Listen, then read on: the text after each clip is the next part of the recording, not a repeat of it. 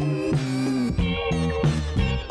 want to start by saying that I missed you guys. Obviously. We're back, and welcome back to Attack the Talk, the podcast where obviously we go and we break down each and every episode of Attack on Titan. And wow, it's been a while, and yeah, we missed you guys so much. Can't believe how long it's been. But here we are. And we will explain. Yeah, we will explain. We hope that you guys join us here live as we stream.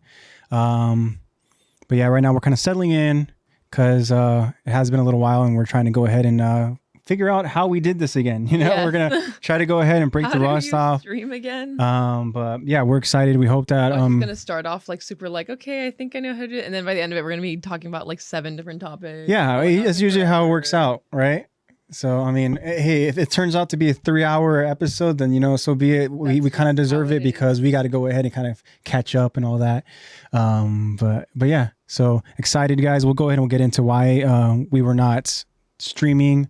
Thank you, Laker for Life. Thank you. We're happy to be back. And yeah, we'll go ahead and we'll explain it. Like I said, we're settling in right now. But I do want to also say, guys, that... yeah, today's episode is going to be a big episode. It's an episode that I'm excited about. It's kind of an episode where it's going to really test our abilities as voicing these characters and trying to bring them to life, because this episode has a lot of emotion. Yes. There's a lot of significant dialogue. Yes. And these are like pivotal moments where, as you can see, I'm still trying to break the rust off and all that. I still have that fog and all that. But yeah, so it's a pivotal moment. Third time's a charm. You got that. You got that. So this episode, there's pivotal conversations being had, and yeah, it's a lot of emotion, and there's transitions happening. Characters are starting to kind of like slowly come into their own and decide really what they want to do for themselves, you know, and I'm excited to get into it. So this will be season 2, episode 11, and this episode is named Charge, and this will be part 1 of our episode breakdown and discussion. And yeah, so it's going to be a fun episode, a very challenging episode for us. Yes, but I'm excited for it. But that's just like us. Come back after 2 weeks, staying near 3 weeks, just to have some. This is the third week. Just to have such like a struggle, like really prove. Wow. Yeah. See, it happens. Great. Yeah. Really prove yourself type of voice acting episode. Yeah. And obviously, it's going to be interesting to see how we are even able to say these lines. Yeah, I know. But the thing though is, like, we like to challenge ourselves when it comes to these voices, because as we've said plenty of times before in this podcast, that we are aspiring voice actors, and just the idea of voicing these characters and kind of bringing them to life, at least through your guys' kind of minds and stuff, you know, because I'm imagining people who join us here and listen to our episodes is you guys have you've seen Attack on Titan. You guys have read the manga, and so you guys have an idea of really what these characters bring and what these characters are feeling in a lot of these episodes that we talk about. So it's our job to really kind of, again, just bring these characters to life and have you guys recall and remember certain scenes, and if we're able to do that for you guys, you know, then that's awesome. And because that's what we want to do. So big episode, crazy dialogue. It's gonna be challenging, but I'm excited. And we should also mention, guys, that there's gonna be, I would imagine, spoiler talk in this episode, because this episode is kind of like segueing into my biggest pet peeve. Yes. In Attack on Titan. You know, on that episode, like I feel like when it actually happens on that specific episode, it's gonna be like a 4-hour, like it's just gonna be a constant, just like 30-minute rant. Yeah, just a rant and just pure disbelief of why decisions were made. But like I said, this is gonna be kind of the transitioning that we see in these characters, and yeah, so it's gonna be really cool. I'm excited. We'll go ahead and we'll get into the poll that we had 3 weeks ago. Yeah. God. And then we'll get into the question as well. And yeah, so that's going to be a lot of fun too, because I'm excited about the question. It also kind of segues again what we just talked about, but also talking about the poll too, because I'm going to try to remember kind of where we left off. Gosh, I know it's been, like I said, 3 weeks. That's literally what I was thinking about before we started recording. I was like, the recap is going to be a little messy. Yeah. So we'll go ahead and thank you, Lovey. We're happy to be back. Thank you guys for joining us. And yeah, so we'll go and we'll try to work together on recapping. Yes. Use both of our brains together. Yeah. This episode actually begins with a little bit of a kind of a recap, because we see again how season 2 episode 10 ended.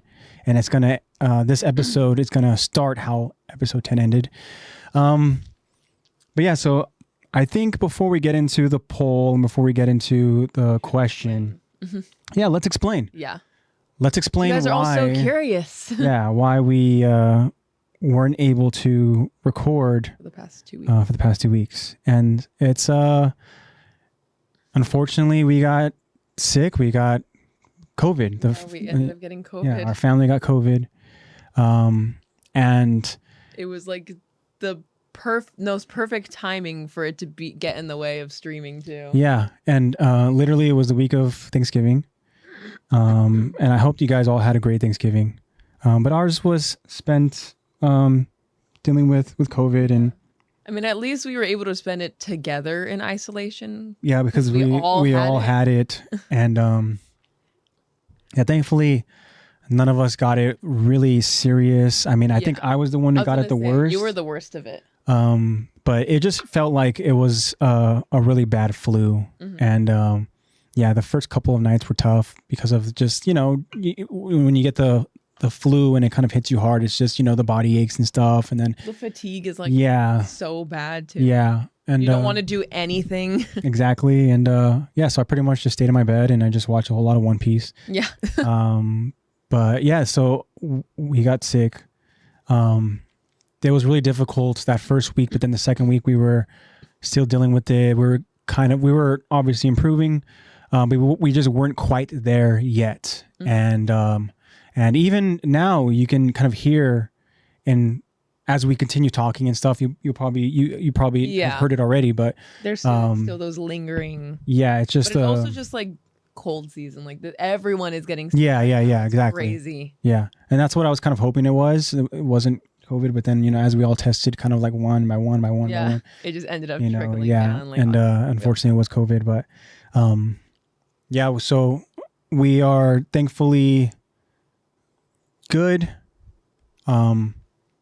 Like I said, it was never serious. We were all vaccinated too. And yeah, it was just, like I said, for me, it just felt like a flu. And then thankfully for you and, the other fam, it just kind of a couple days and kind of like, all right, yeah. Because I feel like because this was my second time getting the same strain, actually, I felt so much better. Like I only really felt sick one day and it was just like congestion. And other than that, it kind of just felt like allergies, kind of had a sore throat, and I was pretty good. But it's not like the first time I had COVID. That was horrible. I think your first time was kind of like how I got it because this was my first time getting it. So I know that it really kind of like hit you hard. Like it was, you probably say it was like a severe flu, right? Yeah. I would say that, the first time that I ever got COVID was, it wasn't even that long ago either. It was in August. And it just felt like a really bad flu. Like I had like every symptom. Like I was like short of breath, major fatigue, like headaches, had no smell, no taste. It was I was basically like just all I did was just lay in bed. Like I was like bedridden. I was like, I can't do anything. Like it sucked. It was so miserable and it lasted so long. That's the thing that is difficult about it, is because it kind of runs its course, but it's you kind of have to just be in it for the long haul for some of us, and have to just kind of like take each day at a time and stuff and hope that we just kind of continue to get better and all that. And that's kind of like how I feel like with our first times. Thankfully your second time it was nowhere near that, but like for me, again, it was just kind of like hoping that each day I was going to go ahead and get better. And then And then, just kind of now just the lingering effects, a little bit of just the slight congestion and, the lingering cough and all that. And that dumb throat feeling. Yeah. You'll be talking, then all of a sudden you're like, oh, dang, now I have to cough. And speaking of. Yeah, speaking of, right on cue. That, exactly that. Yeah, that wasn't planned, guys. That could have been accident. But that keeps happening. So that's going to happen throughout the episode. So be prepared. Yeah. But, yeah, so again, we're just happy to be back. We've missed you guys, and it was tough. It was tough just not being able to stream because we wanted to continue to, again, just break down these episodes. And I know the episodes aren't going anywhere, so we had the time to go ahead and get better. And Laker for life, yes, it does. COVID does suck. It sucks very much, but yeah. But we're all good now. We're good now, and. Yeah, it just feels so good to be back. So, again, we hope that you guys join us. And if you guys are listening, it's going to be a fun episode. So, let's go ahead and let's get into some stuff from a couple weeks ago. Yeah, let's see what your guys' thoughts were. However you want to go ahead and start it with the question or with the poll. I'll go ahead and start with question, actually. Okay. So we have one response. I think I know who it is. The question that we asked you guys three weeks ago was, should Ymir have returned to Rhina and Bertold after retrieving Krista? Yeah. Like, should she have gone back? And that's so to kind of now recap a little bit. We know that the scouts led by Commander Irvin, and we know that there's also some MPs and some of the garrison soldiers that joined. So it's just a group of soldiers who are there to retrieve Eren and Ymir. So Eren and Ymir are obviously with Rhina and Bertold. Rhina and Bertold are aware that all these soldiers are nearby because of the flares that they're signaling to each other. The soldiers are signaling to each other with all the Titans that are around because we know that Rhina and Bertold, they are hiding over in the forest of giant trees, which we know has a ton of Titans in there. So anyways, now Bertold and Rhina are on the run. They need to obviously escape with Eren and Ymir so that they can go ahead and make it back to their hometown. And so Ymir is dead set on seeing Krista again. And she's now thinking to herself as she explains to Rhina that there is no time like the present, because she believes that if she goes along with what their plan is right now, she's more than likely never going to see Krista again. Yeah. So instead of doing that and just kind of like putting that chance, really risking it and putting it in Rhina and Bertold's, their hands, and her just trusting and hoping that, they're saying they're true to their word, which is difficult because it's like, how are you going to go ahead and believe them and take their word when they are traitors? Yeah. They've proved to be basically lying to you the whole time. 6 years. And anyway, so Ymir decides, you know what, screw that. I'm going to go ahead and get her.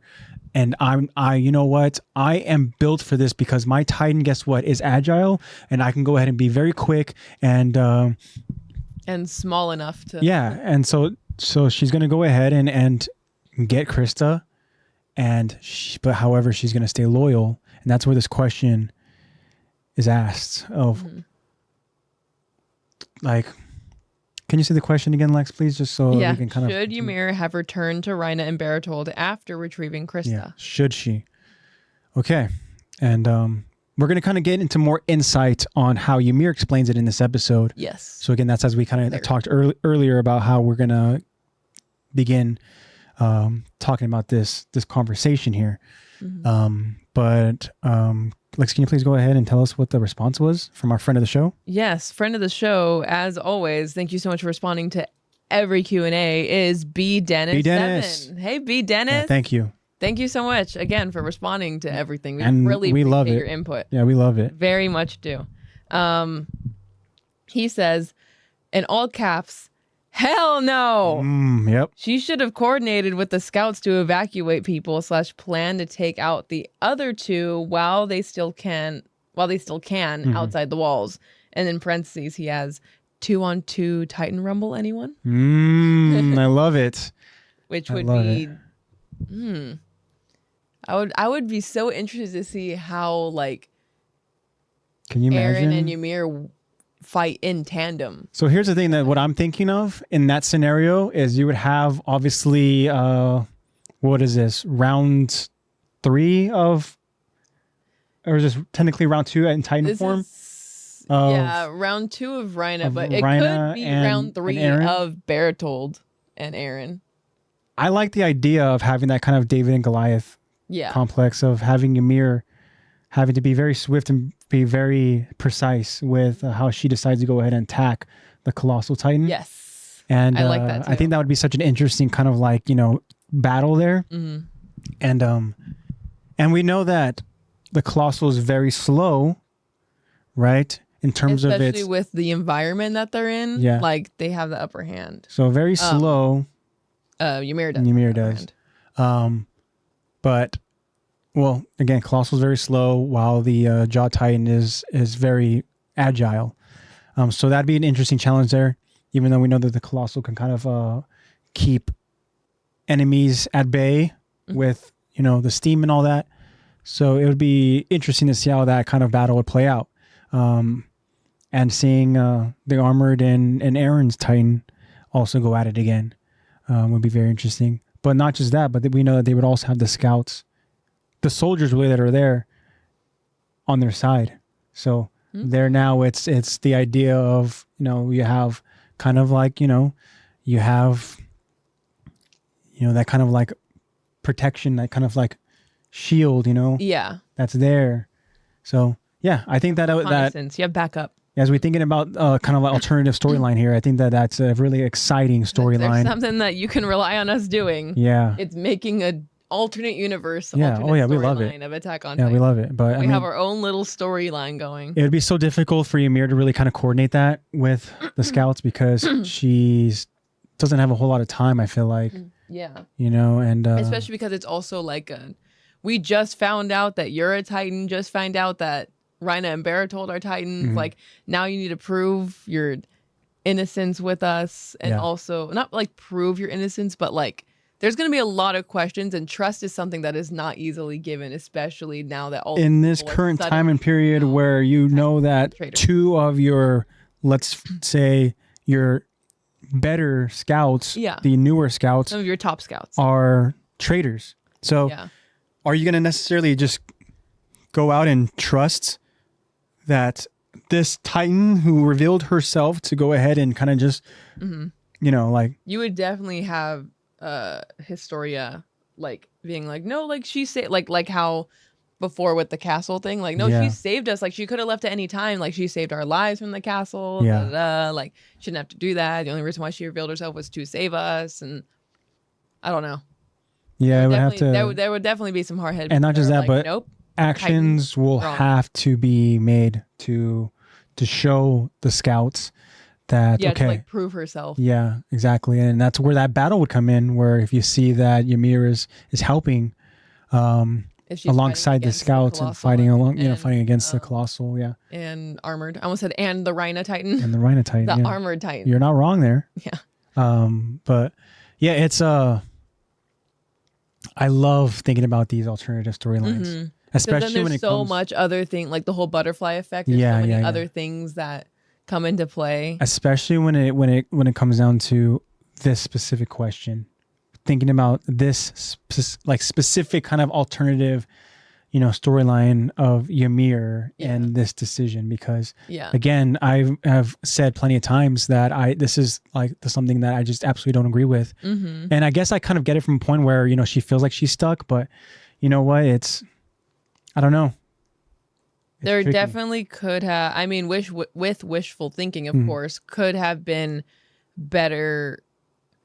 It is a better option with, again, wishful thinking that people will trust you if you go return to the scouts and everything. But like, there's also, you know, obviously Ymir's thinking about this too, most likely being like, oh, well, they don't trust me. They don't freaking know who I am. I'm not even like a nice person. Like they have no reason to want to bring me back. She doesn't have that kind of already like cemented kind of like doesn't really have an established like this is why we should trust her. Yeah, she's always kind of just been in it for herself, and the only person that has a strong relationship with this character is Historia.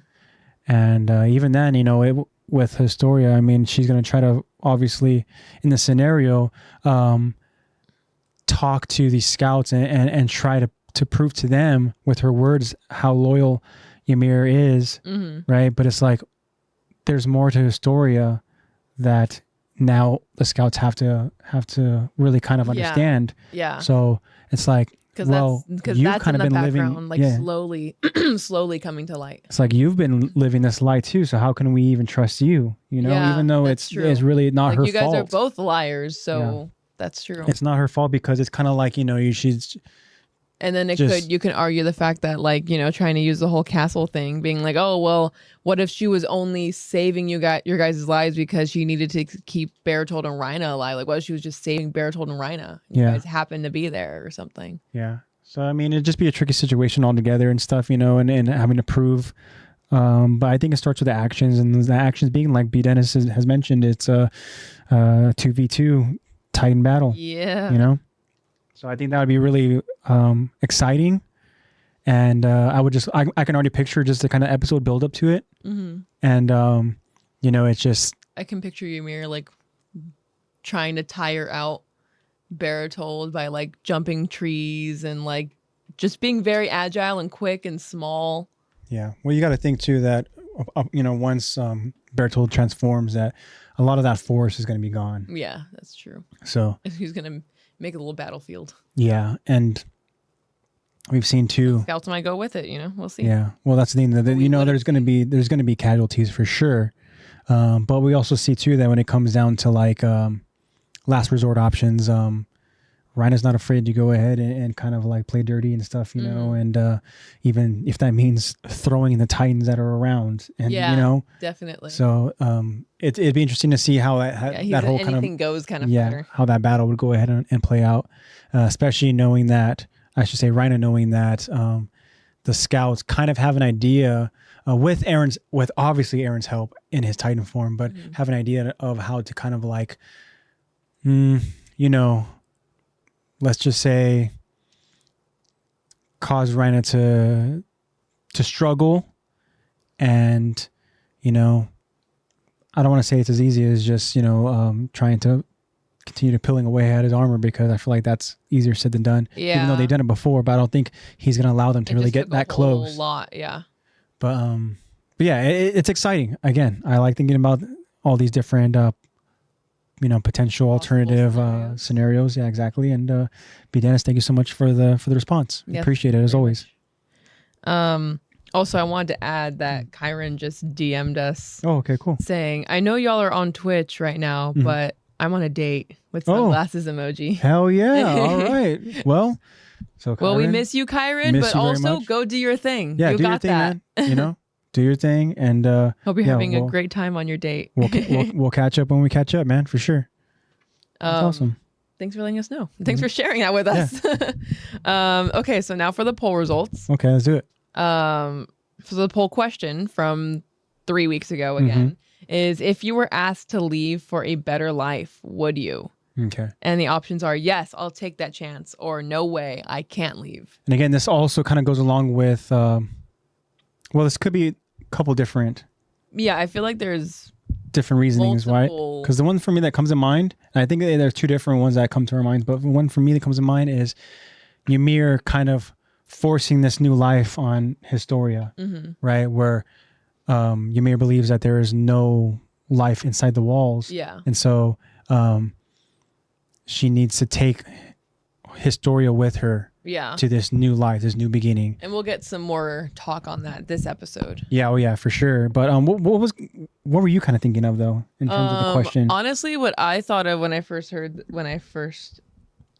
the question was Ymir when she was young, and when she was like homeless with those two other kids, and this guy was just like, yeah, I'll give you a better life. Like, just come with me. I'll give you a better life. Exactly. Like, that's a great example as well. Okay. So it's like, I guess I could just trust you. I get, like, again, it comes with like, okay, are you going to take the chance, or are you just going to be like, no, I'll stick with what I'm familiar with, even though it's not the better life, but I don't know. Yeah. So let's find out what the results are, and then let's kind of talk about how what we think. So coming from Instagram, we have first the lowest at 24% is no way, I can't leave. And then 76% is yes, I'll take the chance. We have some risk takers. 76%? That is really high. It's a lot higher than what I was thinking. Me too. That's way higher than what I thought it would be. 76% said, you know what, if given the opportunity. We've got some risky viewers, some risky followers. They would take the chance at a new, potentially good life. I mean, I guess it's really dependent on the situation, but I guess if the current like if I'm thinking of like with Ymir's situation, like she was homeless, like verge of death. How is it going to get worse? You know? So it's like, if you can't think that it's getting any worse, so then might as well just, sure, I'll take the chance. Sure. But then it's like the whole, like you mentioned, Ymir trying to get Historia to be like, there's no life inside the walls, join me outside. Like, come on, we can go have a better life outside the walls. And then it's like, again, it's just like the whole fear of the unknown thing, where it's like, you're saying that it's a better life, but I have no idea what's outside these walls, or I have no idea where this man is taking me, or I have no idea what's next. Like, what if it's worse? What if it's better? Like, again, it's a chance. Yeah. I mean, another example could be in terms of like this new life I think about too with Raina and Bertolt, this new life that they were given when they are now just soldiers instead of warriors. And it's like, had they just decided to stick to this new life, I mean, who knows how it would have played out, but you know, again, we're gonna get some insight on what they kind of, or at least what Bertolt thinks about his time in the Island of Parody. But yeah, I mean,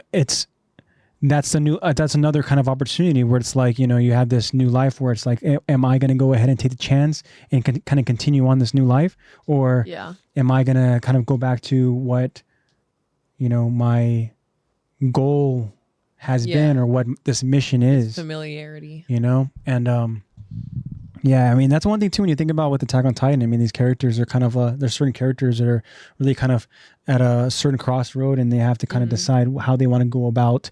It's usually a large decision with a short amount of time. Yeah, oh yeah, for sure. It's usually extremely stressful. Like another example I'm even thinking of is like when Raina and Bertolt revealed themselves, and they were just like, Eren, just come with us. It's like, we'll take you back to our home, and you can come join whatever. Basically just saying like, oh, just come with us. It's fine. Like you'll fit better there. It's like, what? Like, that's why even Eren was like, what are you talking about? Yeah, exactly. And then just a sudden kind of like reveal at that time where they felt that that's something that they had to do, right? The two characters, Raina and Bertolt, where they kind of had it enough with the charades and the acting and stuff. And yeah, it's got to be very difficult for, you know, these characters to really kind of like you had mentioned, with so little time, kind of come to a decision and stuff, which is think of all of the elements and trying to like think of everything and every outcome, every possible scenario, just to be like, do I leave? Do I stay? Like what? And the thing is, it's not even just like like a better meal is on the line. Like, no, like it's, in a lot of these situations, lives are on the line. Like, if I say no, then possibly these people could be casualties, or possibly this could happen, or like if I leave, and there's also like, I mean, in every one of the situations, someone's going to end up being hurt. Like, it's almost like there's never a right answer. Yeah. And truthfully too, like I can't fault Ymir too much about what she thought was the best decision. You know, because obviously my decisioning is like hindsight, you know, where it's like, you know, unfortunately how her story ends. Yeah. And what bothers me so much is because I don't want to see it in that way. I don't want to see her kind of go through that story, you know, and I just want certain characters just to be happy. And even if that means, again, just having to kind of take that risk and stuff, you know. But I mean, I don't know. You know, we're gonna go ahead and talk about these kind of decision makings that these characters have, and it's interesting. But yeah, so I'm kind of curious, Lex. So kind of place yourself in any of those situations, or even kind of like in an actual real life situation, where if you had somebody who swears that they have an opportunity to present to you a better life, and it's so sudden, you don't have a whole lot of time to really kind of think about it, because let's say the opportunity, it's either like you have to decide today, or you have till tomorrow, very time sensitive, you know, and stuff. Like say you have the day to go ahead and decide, you know, that way gives you time to pack and stuff, you know, but we need a decision by tomorrow. What's going through your mind? I honestly think that, like, I would very much consider it, and I would be like, you know, depending on like how great this other life could, and also how trusting like the potential person is. Yeah, true, that too. And like, if the potential is so high for it to be such a good life and everything, like I'm definitely like really thinking about it, like probably like tearing my hair out trying to make this decision. Yeah. And then I honestly don't think that I would, gosh, it would be one of those things where it's like, one part of me is like, just experience it. Like you could try to get out of it and try to like figure out if you don't like it and try to like just adapt it. There's another way. But like, if you say no and you've never experienced, and you can't say if it was a good decision or not. Like you can't say if like you regret going or not. But I also have this very much like that whole fear of the unknown, where it's like, dang, like what if I completely like, what if that's one of like my biggest regrets is saying yes? But what if it's one of my biggest regrets of saying no? So yeah, I feel like I would end up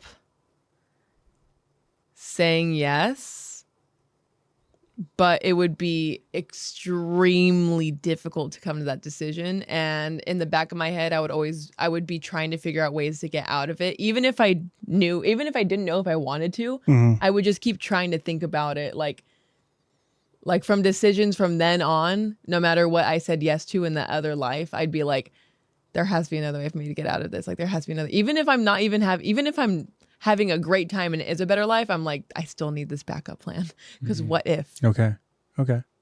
Like I would say yes, but extremely cautiously. Okay, even if it meant like this decision had to be made literally, like I need to know tomorrow. Gosh, like if it was so time sensitive, you'd still would say yes? I probably. Like we're talking about just like absolute, like on a whim. And it's like. But it's also like, do I completely like this other life is completely gone? Like I completely leave like the current life that I'm in. Then I don't know. I feel like I would. Okay, I'm changing my answer. I feel like I would have too many like variables going on in my mind, where it's like I'm gonna like appeal to what's familiar to me, and that's what I've always done. It's what like this is what's shaped, like this life is what shaped me as a person. It's who I am, and like I can't just say goodbye to it. Also, like the whole fear of the unknown that I mentioned before, like that is very much a thing. So yeah, I feel like I would end up saying no, but it would like be one of those things where it's like, if this life ended up being like not good, I'd be like, dang, like one of my regrets, like what if I would have said yes? What if I would have gone, like I could be doing this is, but I'm also the type of person where it's like everything happens for a reason, it's fine. Yeah, you just never know. You're at where you're at for a reason. Yeah. Just don't even think about what if. Like it's no point in doing that. Don't even allow yourself to think that. So I would probably, okay, so I changed my answer. I would say no. Okay, because that's my answer. It's no. I'm not on a whim type person per se. I would definitely need time, but also it's like you literally just mentioned that, you know, kind of believing that, hey, you know what? I mean, things kind of happen for a reason, or kind of like, you know, whatever the case is. And if I don't necessarily go up and take this specific journey, like I'm acting like what? Like there aren't going to be any other kind of opportunities. Yeah. You know, like, true. Like, no, it's just because I decide not to go ahead and take this risk, take this chance, doesn't mean that, I've damned myself and guess what, like, whatever. And again, it's all about situations. Like if we're talking about like we're in this AOT kind of like, this universe, then things might be a little bit clearer where we're like, okay, like maybe there's a chance that if I continue living the life that I'm living right now, then I'm going to die. Yeah. So it's like, maybe I need to go and take the risk. But like in our current situation, as things stand right now, it's like, what's the incentive other than just kind of like taking the risk and just hoping that, like, hey, things are going to be better.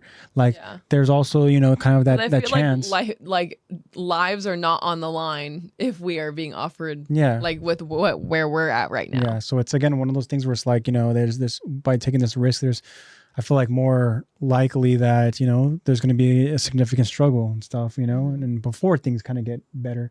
So it's like, do you kind of want to essentially hit a reset and then start new and kind of have to build up again? Or do you want to kind of like continue to ride this kind of like this current, wave that you're on and, continue to build on the person that you are and stuff, or, you just never know. Again, it's all about situations and all that. But as things kind of stand right now, I would not. I'm happy with kind of where I'm at right now and stuff and the people that I have around me and with what I'm doing. And it's not something you can just pick up and leave in a day. Yeah. And exactly. And, I mean, again, unless there's some sort of serious like clarity where it's like, oh man, like you find out that the alternative was this and be like, damn, but then again, it's like, what was the alternative with, thinking about Ymir and Historia? Like Historia decided to go ahead and stay and Ymir went, and guess what? Somebody died. Yeah. There was death involved. And so it's like, just because you think you go into this new world because things aren't supposed to happen inside the walls with your sudden, reveal of kind of like who you are, things aren't always, greener on the other side. Yeah.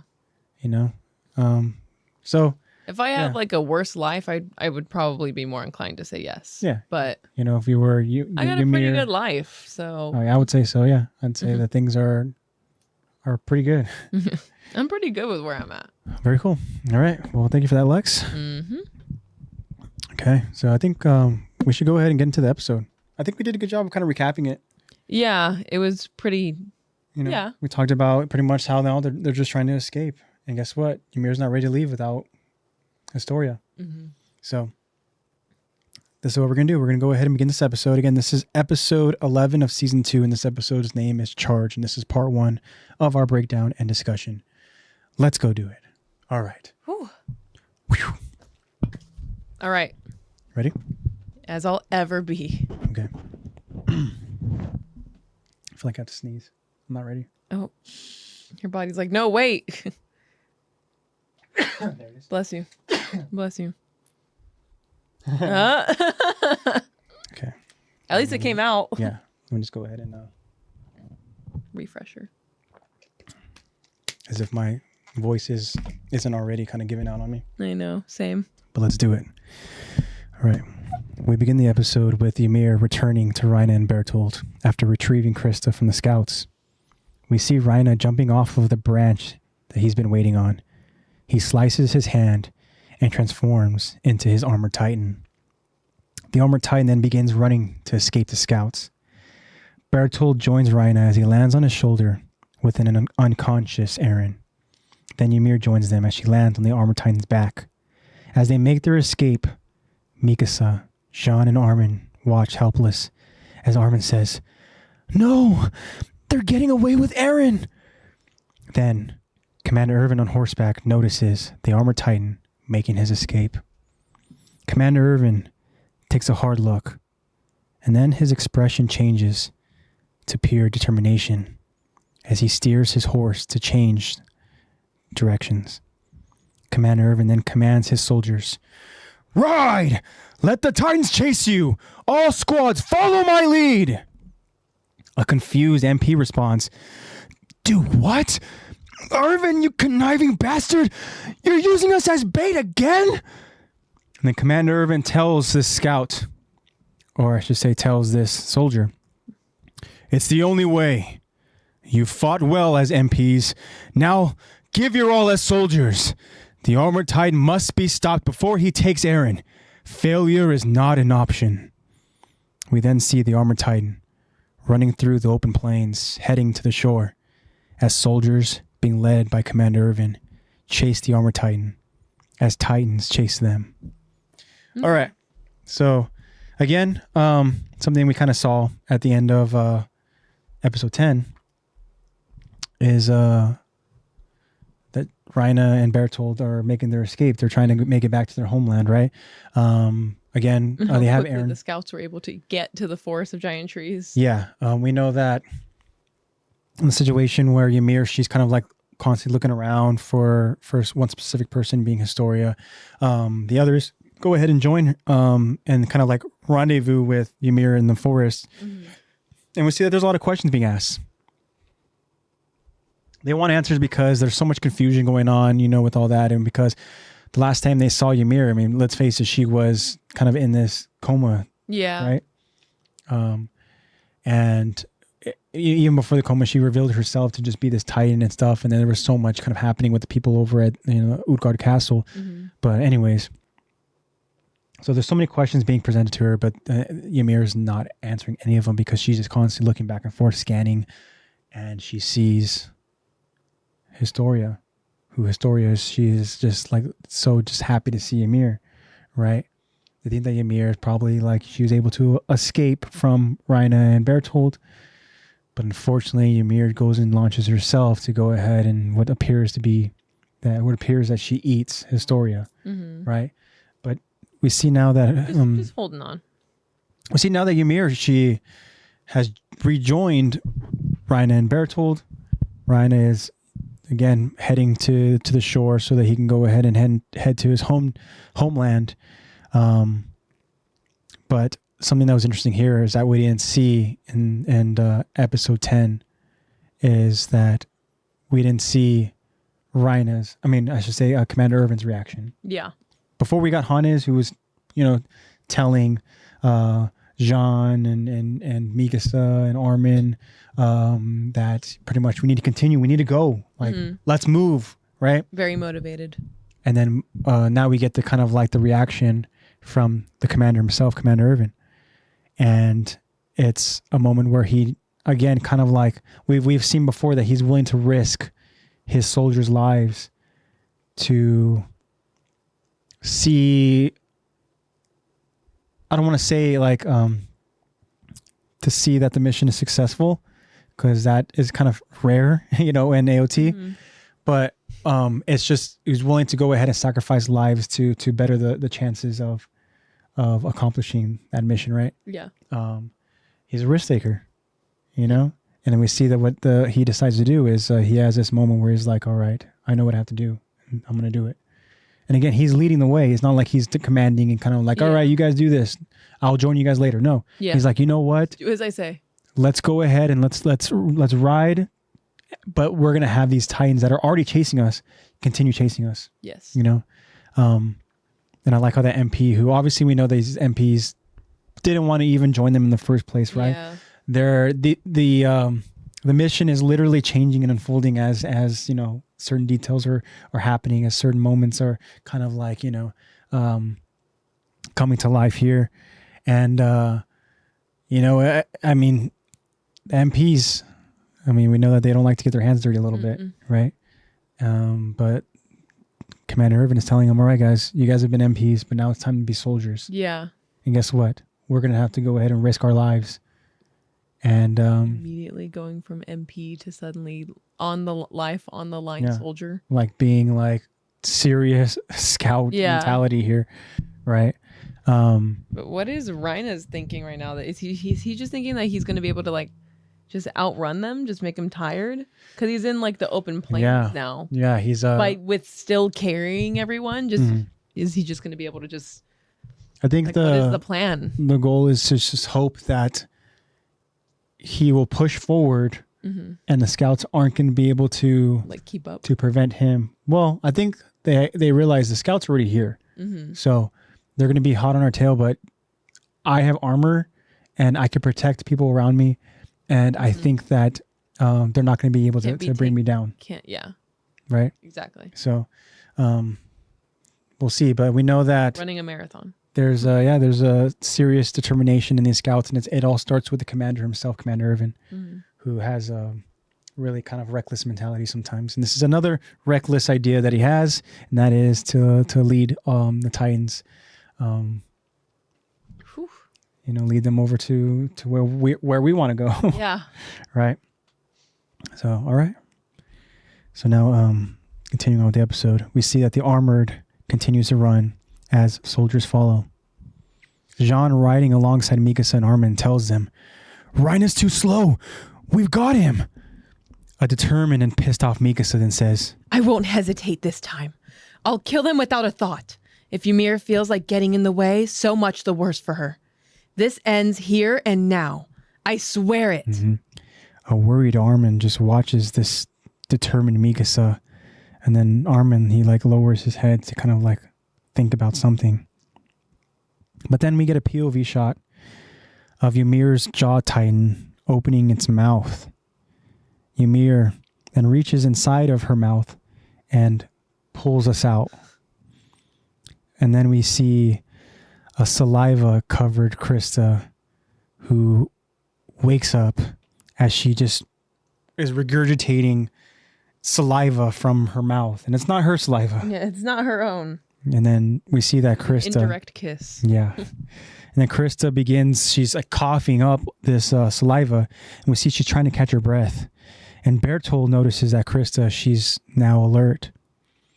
Krista opens her foggy eyes, only to see Ymir in Titan form staring directly at her. Krista is very confused. She's trying to escape Ymir's grasp.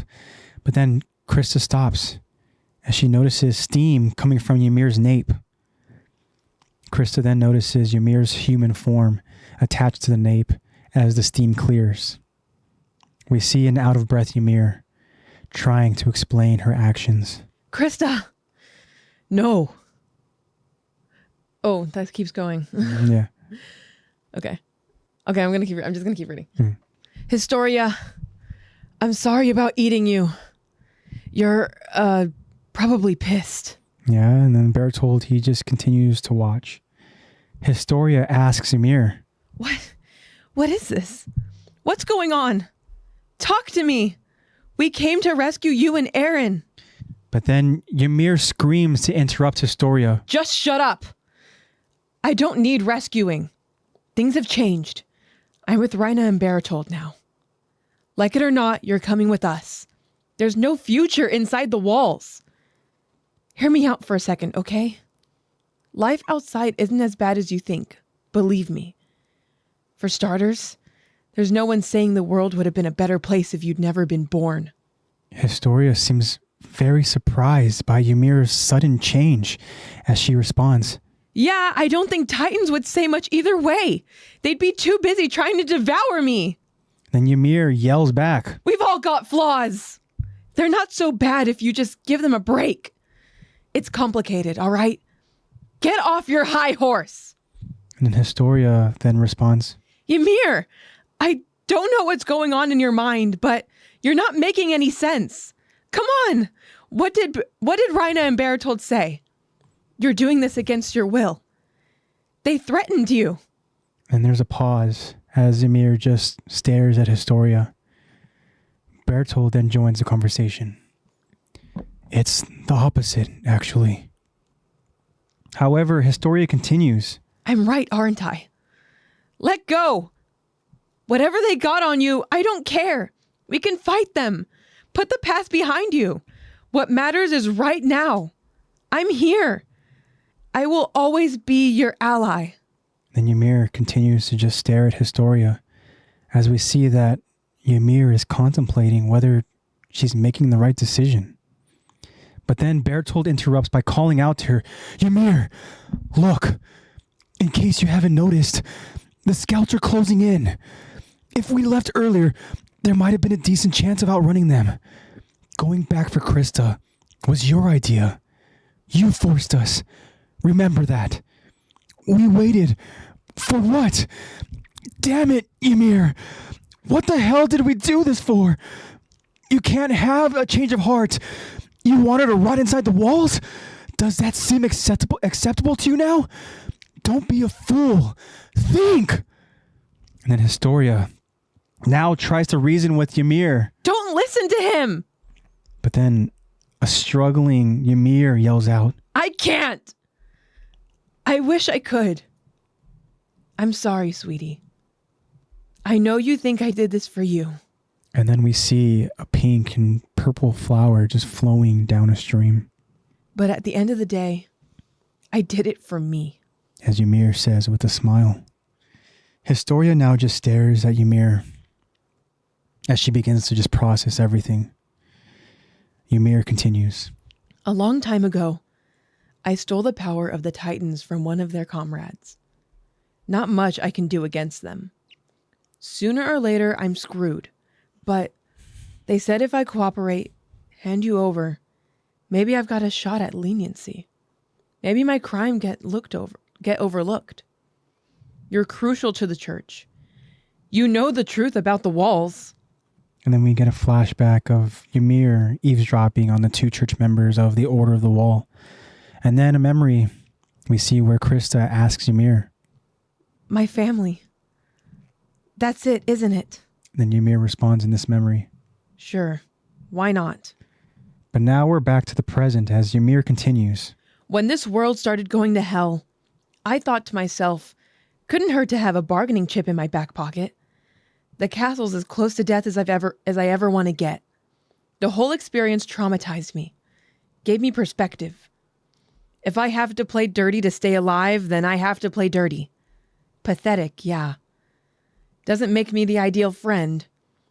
Like I said, though, I didn't do this for you. You deserve better. But there it is. I need you. Please save me, Historia. And then we get a look at Historia just continuing to process all of this. But this time she isn't even looking at Ymir. We see Historia has her head down. And we again see that same flower traveling down the stream until it falls down a waterfall. And then there's a long pause of just pure silence. But then Historia finally responds. Well, like I said. We see an emotional Ymir with tears in her eyes, staring at Historia as Historia makes eye contact and gives Ymir her vibrant, warm smile. I'm here, and I will always be your ally. Ymir can't believe that she's receiving this kind of loyalty as she begins sobbing to herself. Wow. This is a very emotional moment. Yes. Because we really kind of see the struggle in Ymir and her kind of decision making. We see that she's kind of stuck in this, as we mentioned, crossroads here, where she's come to the conclusion that this is really the only option for her, because she feels like, I don't want to say the word owes Raina and Bertold, because that's not necessarily it per se. It's more like she took something from them and she knows more that like she has a debt. Yeah. But she knows that at this moment that there's nothing that she can do. Mm-hmm. She knows that they're pretty much not going to take no for an answer. Mm-hmm. And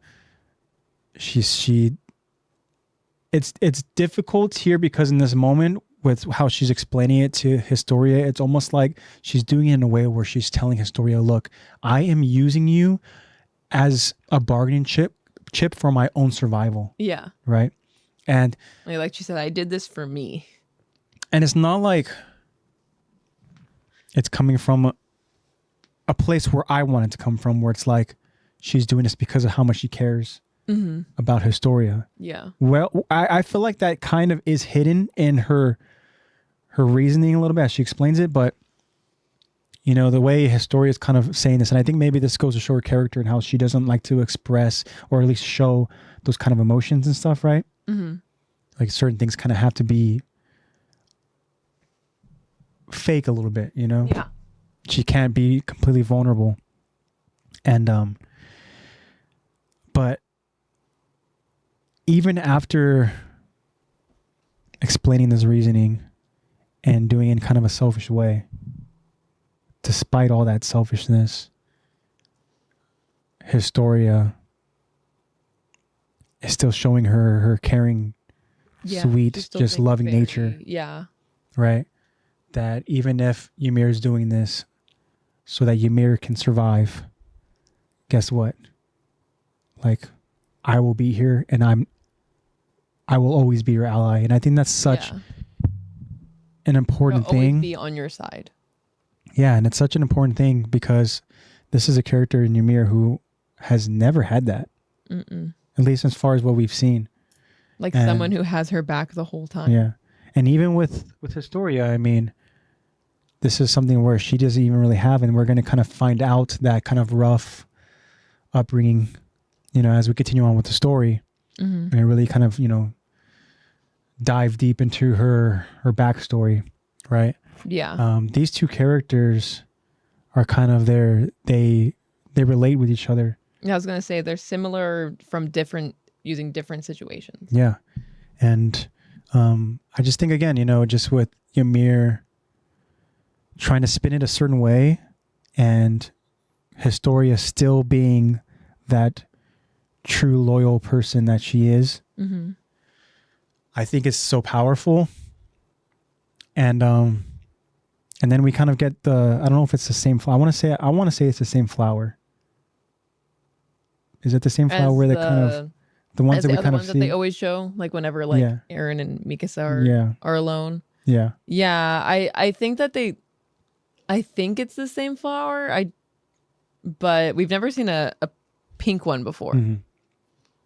So again, but it is a purple flower. However, it kind of symbolizes, you know, whatever it symbolizes, you know, it's obviously there for a reason and stuff, mm-hmm. because we see it's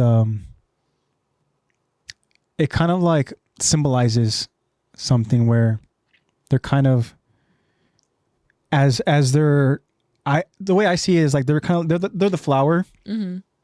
the both of them, and they're kind of on this current right now, mm-hmm. right? And then there's a moment where we see as Ymir goes and explains things, and she kind of like again lays it out in a certain way where she's like, "Look, I'm using you," mm-hmm. right? And we see that flower is like completely honest with herself. Yeah, and then we see that flower as there's just pure silence, and we see that not even Historia herself is now making eye contact with Ymir. She has her head down, where the flower just goes down a waterfall. Mm-hmm. And I think that could have been a moment where Historia decides, like this, like symbolizing that things are coming to a crashing halt. Yeah. But instead, we see, as I mentioned, that Historia stays true to herself, and you know, again, she shows and she's proving, as we've talked about with actions, that guess what, I will always be on your side. Mm-hmm. And again, I just think it's super powerful. I don't know if you want to kind of talk about, you know, what we kind of just, you know, the conversations and everything and stuff that we just explained. Yeah, I like the whole like how they're similar, but then I also like Ymir is being very honest with herself here, but she's also being very vulnerable, which isn't new with how she's been to Historia. But or even when she's like, I am calling you Historia now and everything. Like I don't think Ymir ever wants to be seen as weak, but she's like being vulnerable to Historia, being like, yeah, I don't want to ever be close to death like I was at the castle. That traumatized me. Mm-hmm. Like, and she is being completely honest with herself, but that's also something that Ymir mentioned, telling her backstory in the past, like saying that like it was from that moment on I decided to be honest with myself. Yeah. And now she is. And then I like when you mentioned that's like Historia responds in the same sweet, caring way that she's always been responding. Like Ymir admitting that like, yeah, I'm using you. Mm. With like, I'm still on your side. I still care. And also Ymir calling Historia sweetie is pretty cute. Yeah, I think so too. That's also to a moment where before though they really get the kind of like explanation from Ymir, mm-hmm. where Historia is she's pretty much trying to stop Ymir from doing this, right? Decision. And then there's a moment too where Ymir really kind of like, we see she's kind of like struggling with her decision, and then there's a brief moment where she's like, am I am I doing the right thing? Mm-hmm. But then that's when Bertold kind of like inserts himself into that conversation and tries to like, look, like we are in this situation because of you, Ymir, because you wanted like putting all Krista, all this blame on her and everything. And then he's pretty much trying to go ahead and force her hand and saying that, look, it's too late now. Like you can't change now. Like, like you've already made your decision. Like you can't just have second thoughts now. Yeah. Even though like, and he is like very much pleading the case, like by saying like, oh, you think there's a future in the wall? She's just gonna rot in the walls. Like, just it's better decision for you to just come with. Mm-hmm. And again, it's like, is it a better decision? Is it like? It's another very hard situation where it's like, is it a better life? Is it better to go out that way? Should we stay and then like have to fight these guys, or more hard decisions? That's just how Attack on Titan is. Yeah. You know, as we talked about, kind of alluding to certain kind of decisions and crossroads that these characters are eventually going to have to make, right? And this is just kind of like the beginning transition phases of it. And we know there's a lot of transitioning happening here with these characters, and you know, some good, some bad. You know, we know that the transition being made with Ryan and Bertold. We see that now they've kind of fully embraced their warrior mentality, and it's not like they can really back out now. Either way. So I just think that this is, again, it's so cool to see certain characters kind of as you mentioned, you know, like you see them kind of in expressing different emotions than they usually would, right? Yeah. And I know that there is development happening. I know that I mentioned that Ymir, I mean, she's trying to like not be fully vulnerable. But like you said, she is still being vulnerable, you know, and kind of like, you know, I feel like this is kind of like a baby step kind of way. Yeah. You know, we know that obviously she trusts. To become more human. Like she trusts Historia. And even too, when she mentioned, you know, like Krista, no, Historia, you know, because, you know, that's her real, that's her true name. Very meaningful, where it's like, I do see you for who you are. Like I understand your past, and I'm still, you know, talking, like wanting to be vulnerable with you. Yeah. I also think that it's interesting. It's both funny and interesting, but when Ymir is like saying that it's like, oh, well, no one's going to tell, like when you're out there, no one's going to tell you that you would have been better off not ever being born. And then obviously Historia is like, well, yeah, Titans wouldn't say much at all. Like they'd be too busy trying to devour me. And then Ymir's response is, we've all got flaws. Yeah. And then her by saying like, they're not so bad if you just give them a chance, give them a break. It's complicated. Get off your high horse, which is like, I feel like what Ymir is like alluding to by saying that it's like the Titans aren't that bad in comparison. Like me, like trying to escape being devoured is better than people wishing that you were never born. Like, I feel like it is like, I could kind of agree with Ymir's reasoning and being like, it's easier to live with Titans than it is to live with like evil, deceitful humans. Like, because Titans, they're very two-dimensional. They're just, I mean, at least for how Historia know, or not how Historia knows them, but I guess for how, like, from very surface level, Titans are very two-dimensional, where it's just like they are there to eat you.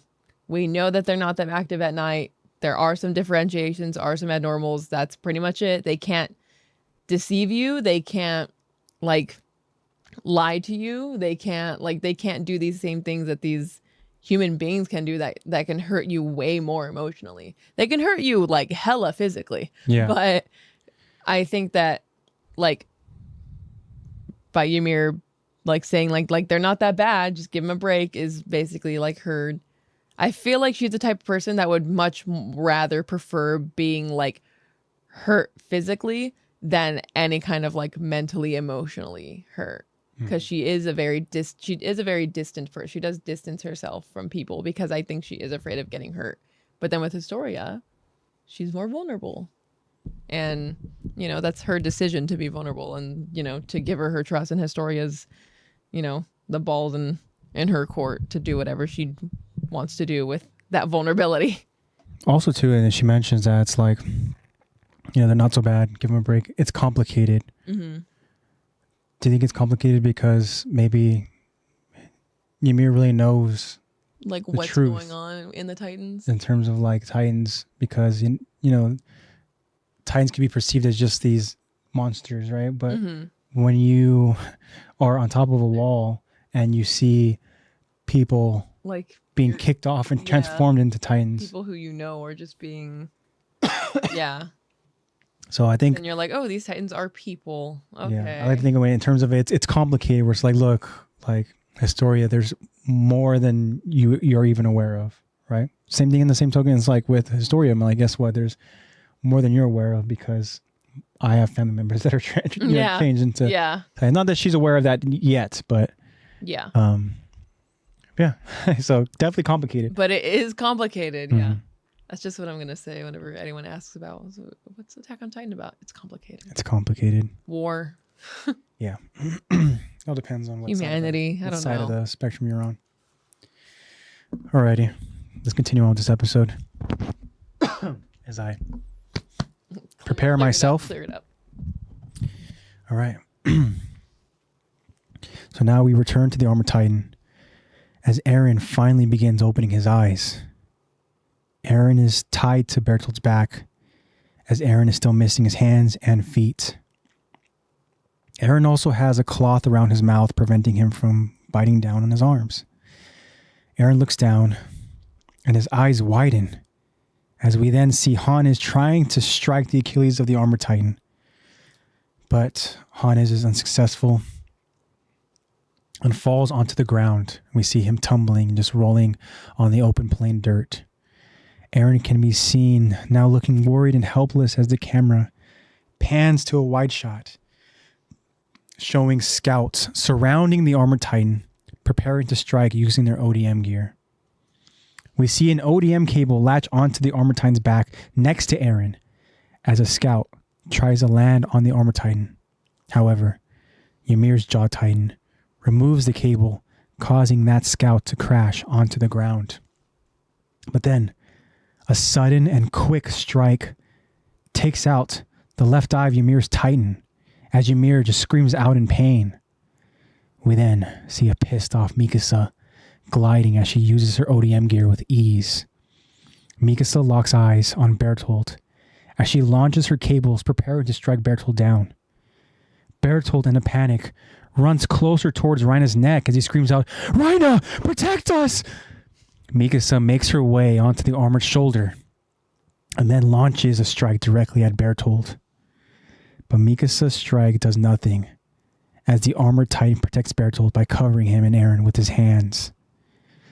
We see Reina with both hands around his neck, shielding Bertolt and Eren. Mikasa looks through the slightest opening in between the fingers.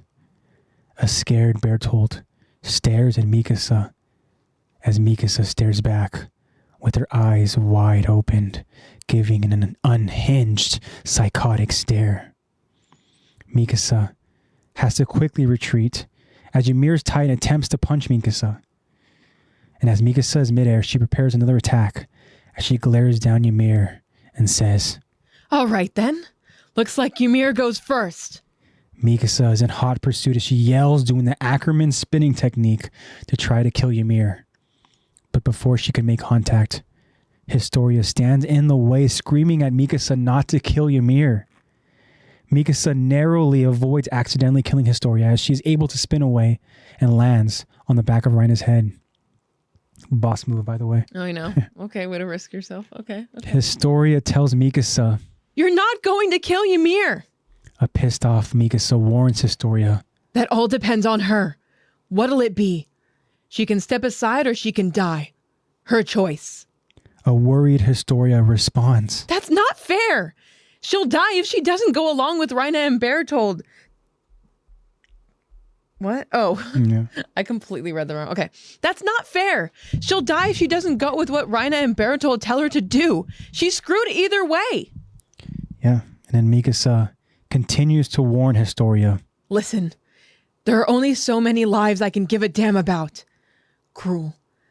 But that's the world these enemies gave us 6 years ago. Sorry. I don't have any heartstrings left for you to tug on. If you want compassion, move on. You want fair? Tough shit. Time's wasting. Pick your side, Krista. Eren? Or the bitch I'm gonna kill. Yeah. And then Ymir's Titan gets pissed off, but before she can attempt another strike on Mikasa, Historia stops Ymir to tell her, look at her face. She means it. Don't make a move. Then Ymir looks at Historia, then glances at Mikasa, only to concede. Mikasa now turns her attention back to Bertold and Reina, as she moves quickly back to Eren. Eren, inside of Reina's hands, begins trying to kick and force pressure against Bertold by pushing his weight on Bertold, trying to squeeze him in a corner. A struggling Bertold tells Eren, quit struggling! It's not going to help! But then Bertold hears a voice from the other side of Reina's hand. Jean tells Bertold, good luck talking sense into that one, Bertold. When something lights a fire under him, that's it. And we then see Jean, Mikasa, Armin, Connie, and Sasha all on the other side of that hand. Getting Eren to calm down is a lost cause. Take my word for it. I've been on the receiving end more than you have. What do you say we teach him patience? Come on, show yourself. And then a panicking Mikasa tells Bertold, give him back! Right now! An emotional and still in disbelief, Connie asks, guys, really? This is some kind of joke, right? No way this is you. You've been lying to us this whole time. We were supposed to be comrades. Sasha, also not accepting the truth, pleads, they still are. This is all just a misunderstanding. And then we continue to see the soldiers on horseback chasing the armored titan, and they're not far behind.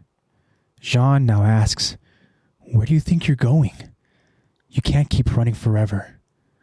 We're not going to let that happen. Rat bastards. Through thick and thin, we slept under the same roof as soldiers for 3 years. Matter of fact, positions you could sleep in were in art form, Bertold. I'm not kidding. We all loved waking up to see your contortions in the morning. You used to predict the weather with them. How'd you do it? How'd you do it, Bertold? Must not have had a care in the world, lying beside your victims, yet you slept like a log. Connie asked Bertold, was it all just an act to you? What about the way we used to talk about surviving this together? About growing old, looking back on the worst of it over drinks. Remember? Was that all bullshit? Answer me! Go on! What was the point? What were you trying to do? Mikasa tells both Jean and Connie, it doesn't matter anymore. Shut up and focus on opening the traitor's neck. Hesitate for a moment and we forfeit Eren.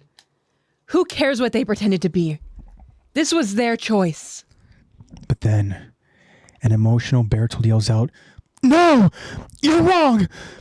Who chooses to be this? Tell me! What do you think I am, huh? What? You think this is what we aspire to be? People loathe us. And why wouldn't they? We're monsters. We deserve to die for the things we've done. We're lost. We could live 1,000 years and never again know peace. Try to imagine that darkness. The only light was our brief time as soldiers. It was never a lie. Do you understand? We're not who we said we were, but it wasn't an act. We genuinely thought of you as our friends. I'm not stupid. I know I have no right to ask forgiveness, but please, I beg of you, if we were comrades, someone find us. Ymir, inside of her Titan, listening to Bertold, appears to be shocked, as it appears that she resonates with what Bertold just says, or what just said. But then, Mikasa is through listening to what they have to say. Give him back. I won't ask again. Bertold responds, I'm sorry. I can't. One of you has to do it. One of you has to stain your hands with my blood. Mikasa appears ready, as Armin appears to have something up his sleeve. But Hannes interrupts the group by screaming out to warn them. Guys, get down from there and take cover! Hannes, he asks himself, what the hell's Erwin doing? And Hannes continues telling the group, he's off his rocker. Look! The group on the Armor Titan look at the direction in front of the Armor Titan. Hannes continues, the lunatic's leading the Titan straight for us! And we then see a horde of Titans chasing Commander Erwin and his soldiers as Commander Erwin leads them directly towards the Armored Titan. To be continued. Ugh, wow. A lot. Yeah. Just when you thought things were already kind of crazy, they're only going to get crazier. Per usual. Of course. All right. So, wow. Let's go ahead and let's kind of talk about this moment that we see here. A lot of emotions being expressed. Certain emotions kind of bringing some things to light a little bit. Well, for starters, we see that again the scouts they're very close. Han is trying to go ahead and stop the Armored Titan, which we kind of talked about. Where you kind of asked him with Rhina. I mean, what's kind of the plan here, right? Plan? And again, I think it's just Rhina, just full go, just continue running, and even if the scouts are close, excuse me.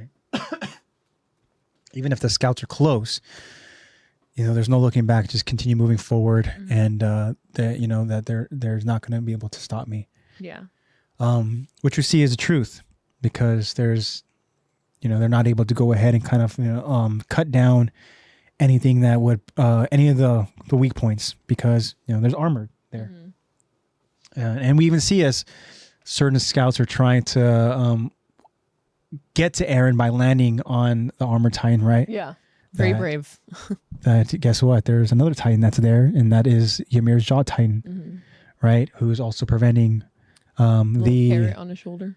Yeah, preventing the kind of the lesser talented soldiers from using their odium gear to get closer to Eren. But then you have somebody who is very talented, a very determined, focused, and pissed off Mikasa, who is not going to be stopped, and she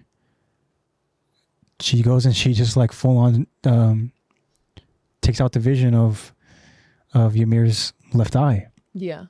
In such a quick way too. Yeah, very effective, swift. And, I mean, what else would we expect from Mikasa? Yeah, again, it's just that Ackerman kind of, that talent that they have. Yeah. But here's the thing, though. Mikasa, she's very emotional right now, and so she realizes that, guess what? All right, she's gonna start with Ymir, and then Ymir, she's not gonna back down. But Ymir right now, she's kind of like stuck because she can't really see, and right before Mikasa can even land anything, Historia prevents it. Historia puts her body on the line. Yeah, definitely shows that her actions she's true to her word. Yeah. She does care about Ymir. And enough to where she's standing in the way of Mikasa's spinning attack. That's brave. Which we know would have absolutely murdered. Oh yeah, she would have been sliced clean in half. Yeah. But I mean, here's the thing though. Mikasa, she is under the mentality where guess what? She had an opportunity before to prevent this all from happening, but she, for whatever reason, hesitated. She hesitated, and she couldn't subconsciously hesitated. She couldn't fatally take care of Rhina and Bertold. Yeah. But now she's not going to make that mistake again, as we see that she's like, all right, screw it. You know what? I'm going to go ahead and take out whatever's in my way. And Historia explains really kind of like, you know what? That one, Ymir has no other option. She's kind of forced to do this, right? Yeah. Mikasa doesn't care. right? But then like, oh, she screwed it either way. Well, she put herself in that position. Yeah, pretty much. And then that's the thing is that Historia sees that Mikasa means business and she's serious. And so Mikasa communicates that to her though. Yeah, she does. Which is like, sure. She doesn't owe that to her, but no. Okay. But Historia is able to kind of prevent things from getting a little messy over there. And then we get that kind of that iconic kind of moment with Mikasa and talking about how emotional and how determined she is to get Eren, right? Yes. Before she can even get to Bertold, Bertold screams out to Reina. Reina is able to save Bertold by now kind of cocooning him with his armored hands. But again, that iconic expression that Mikasa gives as she is peering through the gaps between the fingers. Intimidating. It's such an intimidating look. Never get that. It's just the look of like a killer. Yeah, it's definitely a like, don't fuck with me. Yeah.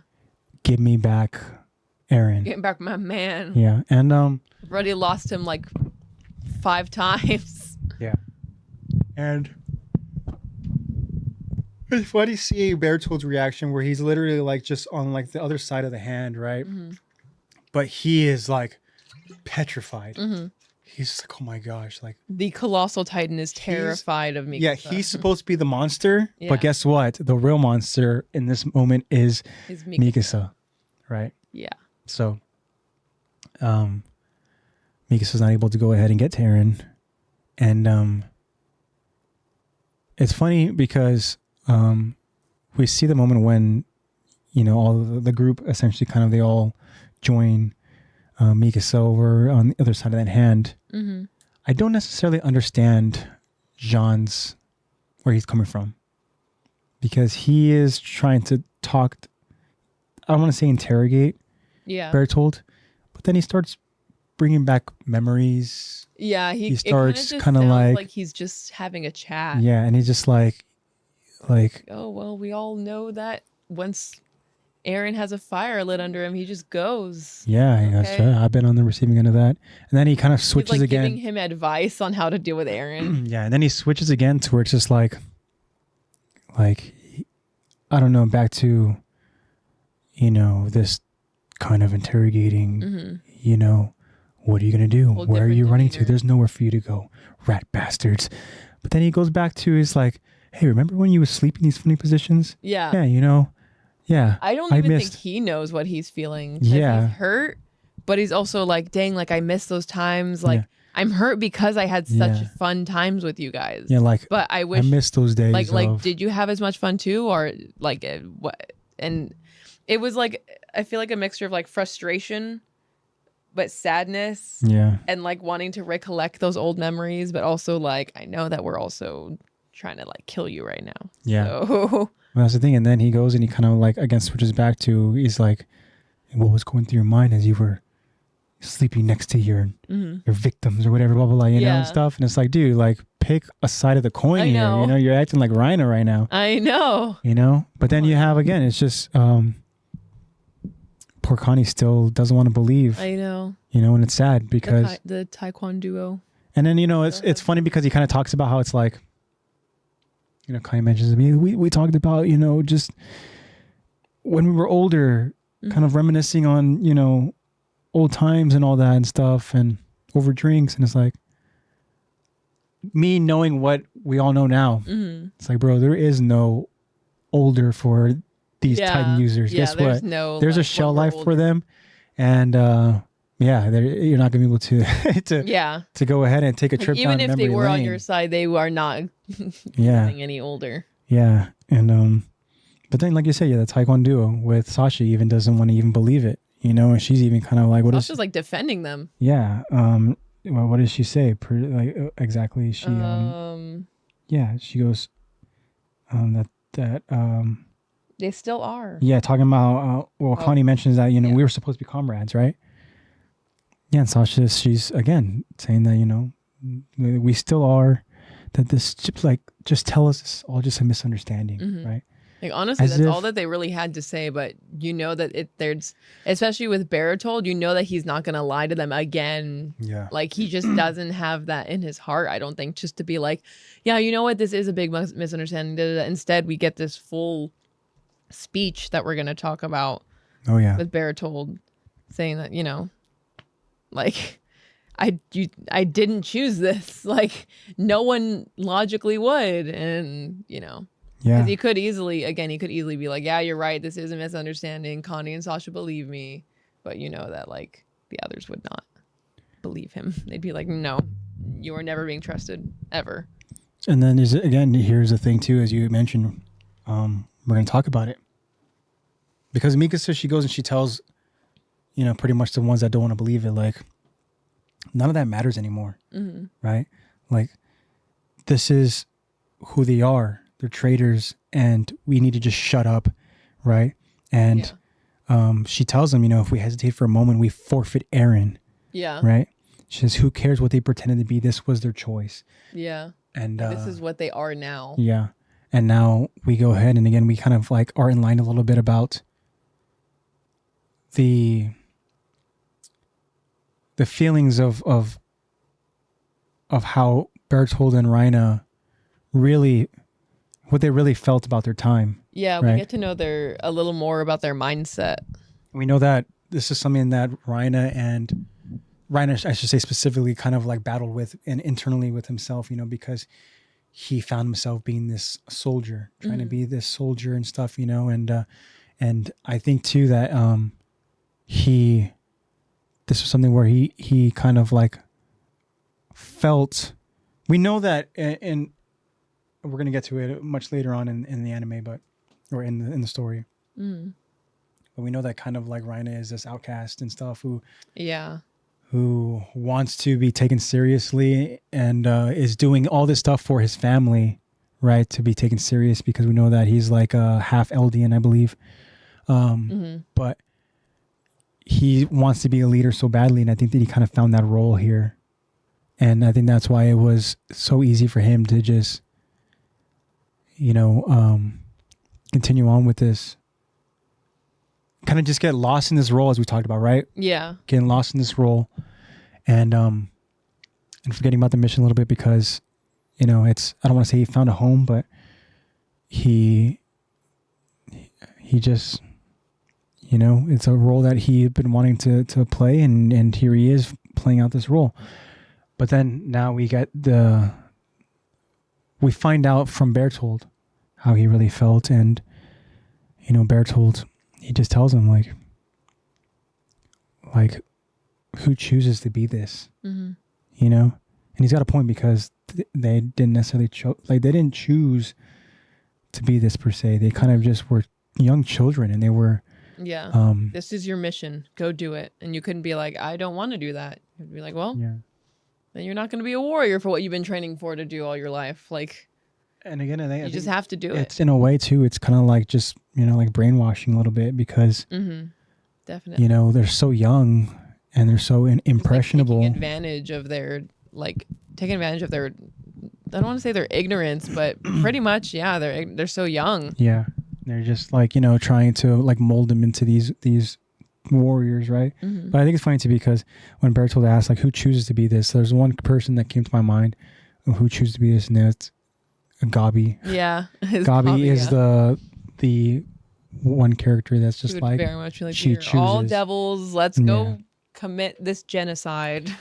But then Bertold continues, and you know, he's kind of just like asking him like, what do you think I am? Right? He goes like, do you think this is what I aspire to be? And he tells him, you know, like, people loathe us. And then why wouldn't they? We're monsters. Yeah, he completely like understands where they're coming from. And he tells them like, we deserve to die for the things we've done. We're lost. And, you know, he talks about how it's just like, no matter what they do, like, they're never going to know peace again. And it's like very much empathizing with his, as John calls them, victims. He's very much empathizing with them. He's like, yeah, I would not want to be in your shoes either, and I hate being in mine. I'm so sorry I did this. I didn't choose this. It just happened. And he kind of tells them too, like, just like, when he says try to imagine that darkness, it's almost like just like putting yourself in our shoes. Yeah, you know, exactly. And then Reina's not really having a problem putting himself in their shoes. Like he completely understands where they're coming from, but he's trying to be like, can you please put yourself in mine? And then he tells them like the only light was our brief time as soldiers. It was never a lie. Because we're not who we said we were, but it wasn't an act. We genuinely thought of you as our friends. And I think that, again, that coming to light makes the situation that much more difficult for them because, there is no turning back in this point. Yeah. Right. Because that was like never really like outwardly said because, you always have Connie for sure being like, does that mean nothing? All of our time together, that meant nothing. Like, what did that mean? Like that, like it was all a lie. Like we're not actually like these tight comrades that we thought we were. Yeah. And then finally we have this confirmation from Reina being like, yeah, actually we do think of you as our friends. Yeah. And then they, really like people see us as these monsters, but we're not really the monsters that people perceive us to be. It's like, it's such a struggle for them because this is something that they didn't necessarily want. Complicated. Yeah, it's complicated. And then, right, our Bertold understands that, he has no right to ask for forgiveness. But he says, I beg of you, if we were comrades, someone find us. And I'm kind of wondering like what necessarily means by that. Like, what do you think he means by that? Like, someone find us. We were comrades, someone find us. Is that him pleading for help? Yeah. Is that like, if we were really comrades, right? Someone find us. If we were really comrades, like, please help us. Or, maybe it's not asking for help. Maybe he's, he knows that it's they're beyond help because, who knows? Like someone. It's not even like my people, your people. It's like someone, please. Yeah. Relieve us all from this very sucky situation. I don't know exactly what Bertold necessarily means by that last sentence there. Yeah. If any of you guys know, let us know. Yeah, what you guys think. Instagram. But, and again, this is a moment where we see like Ymir, she's in her Titan. We see her in her human form inside of her Titan. She's kind of just like she's really thinking about what Bertold said, right? Like you said, it's really resonating with her. Yeah, something's resonating with her. But again, Mikasa, she was tired of hesitating, and she's tells them that I'm not going to ask again. Give him back. But dead set now, and realizing that there's no turning back, Bertold tells them that he can't. And then this is another kind of powerful thing he says, where he says one of you has to stain your hands with my blood. It's like, wow. Like he's willing to either forgive me or I understand that I should die. I give up my life. And it's something he did mention where he's like, we deserve to die for the things we've done. Right? Very much. But he's very much understanding of that. He's for sure, I don't want to say regretful of this. It's just, I think he regrets what it ended up turning into. And that he was just like, yeah, you could tell that Bertold is not. He's just very empathetic. Yeah. Which is not really the quality that you want in a Marley warrior. Yeah. Well, they kind of have a knack for it, though. Some of them.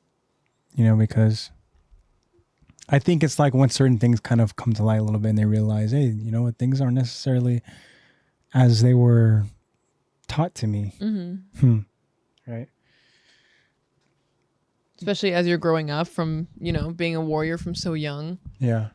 And having the responsibility of people's lives. You learn pretty quick.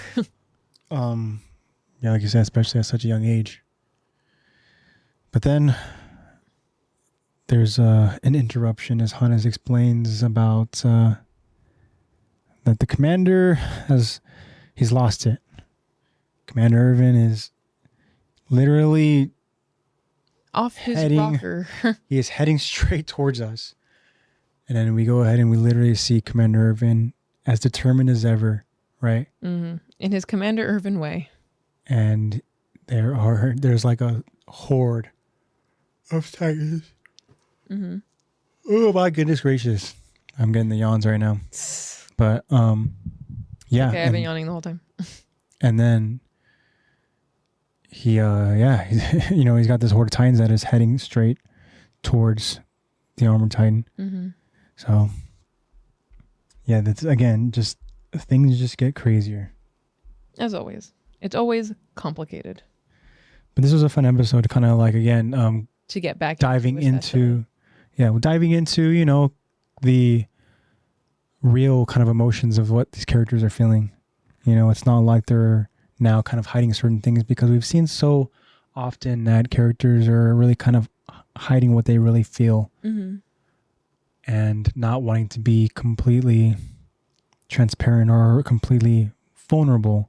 But we've seen with Ymir, like, she's putting herself out there in one way to go ahead and kind of like prove some sort of loyalty to Reina and Bertold, but also, she's having kind of an emotional conversation with Historia.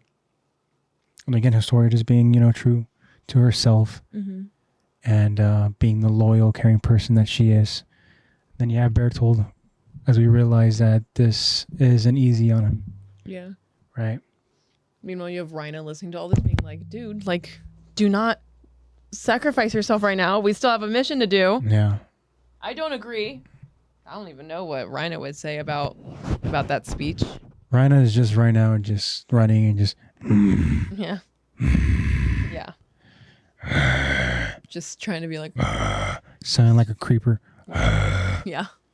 Like a Minecraft zombie. Yeah.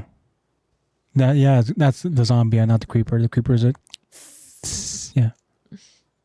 Be weird if Reina was making that noise while running. Yeah. What's about to happen right now? But really, it's not Reina, it's Bertold. Yeah. Yeah. Reina, yeah. Reina, Bertold is the bomb. Yeah. He's like, screw you guys having my blood on your hands. I'm going to have all of your blood on me. All of our blood, yeah. Yeah. If Attack on Titan characters were Minecraft mobs. Yeah. Can you imagine if Bertold was a loose cannon? Oh my gosh, yeah.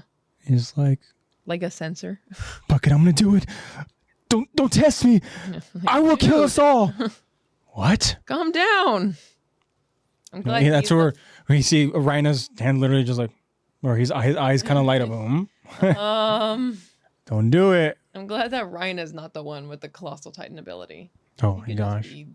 Think about all the mental explosions he would go through. Blowing people up. Yeah. But then again, Reina wasn't even supposed to be Titan to begin with, so. Yeah, true. Hey. It is what it is. Just, yeah. Everything happens for a reason. Somehow happens like that. Sadly. You know what's something I want to do? I want to kind of quickly talk about, and again, I know that we talked about spoilers and all that, mm-hmm. but I want to talk about I want to talk about in the manga, as I kind of like, I didn't really play any music, but I'll do it now. Mm-hmm. I thought about that literally like 20 minutes in. I was like, Yeah. Oh. Is it shut off? Probably did. Yeah, it did. Waited too long. Yeah. But there we go. I want to kind of talk about the manga panel part of Ymir's demise and how sad it is. Oh, okay. I'm gonna go ahead and look at it.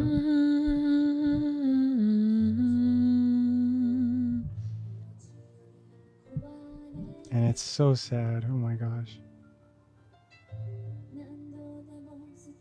Find a good one. Yeah, it obviously shows Ymir. Yeah. He is just like defeated and yeah, you know, she's like chained up and everything. And then it just shows Porco as he explains, and he's having this conversation with Rhina, right? And he tells him, but I was able to understand a bit about my predecessor, that woman named Ymir. A pathetic woman who'd been given a grand name. He says, she volunteered to give back Marcel's jaws, didn't she? And then Rhina, just to beat up, you know, just beating down Rhina. Yeah. He says, she did. And then, you know, Marcel just tells Rhina, so, what did you even do on that island? You just got rescued by one person after the next.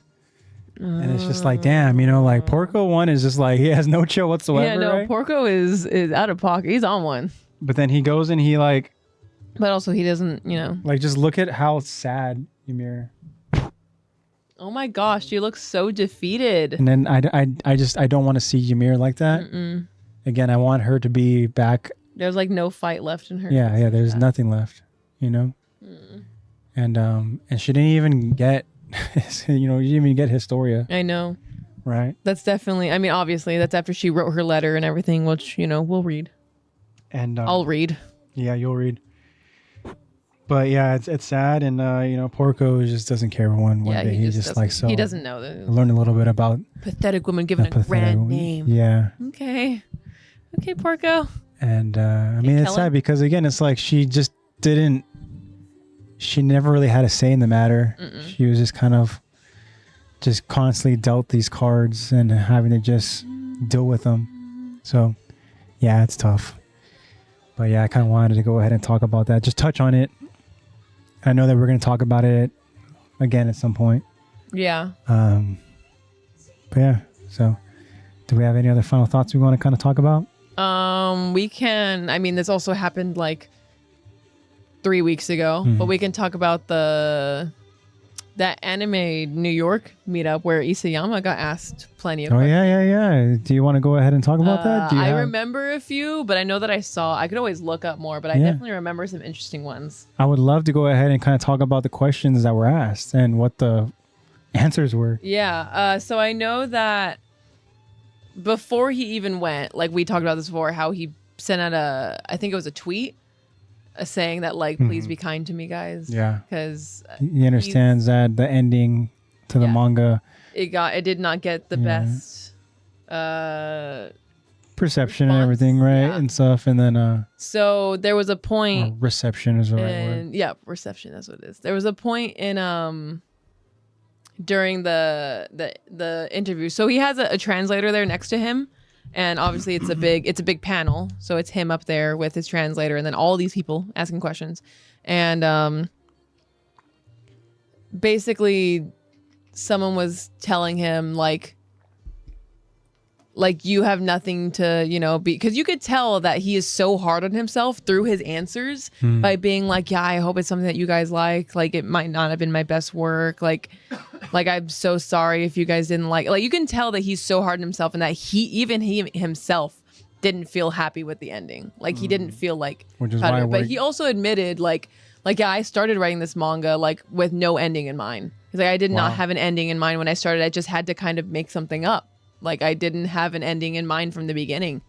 So, but then someone is telling him like you don't need to feel regretful at all. Like basically just to like it wasn't like a full on like speech. It was just like, oh, we really like your anime. And as he was talking in his response, he was saying like, hey, yeah, I really hope it's something that you guys enjoyed and thank you for those that are here and thank you for my supporters and everything. And then like you can tell that he's like still being hard on himself and the crowd responds with this very big like cheering him on and saying that like they love him and everything. And good. And he starts welling up with tears. Really? Wow. Yeah. He starts welling up with tears and he's like trying to like cover it up and he's like trying to wipe away tears because he's like just so grateful that like they are not being like so it just sucks that it's like he's hateful or grateful that there's no hate being thrown his way and everything.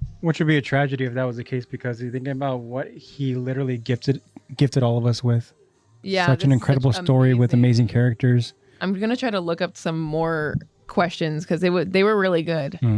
Yeah, I know that he talked about some characters that he's based. Let's see, I have it here. It is that he's based some character designs off of. Like, we've all talked about how his favorite character and design and everything is Rhina, and he talked about how, like, his design, he will first design the character and then he'll give them personality. Like, first he'll start designing them and then be like, oh, this person looks like this, I'll give them this personality. But he talked about how he's based certain characters off of certain pop culture characters.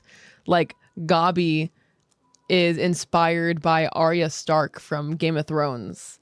And then see that. I think it's, oh gosh, I can't remember what the character it is. I think it's Connie, who's inspired by Jesse from Breaking Bad.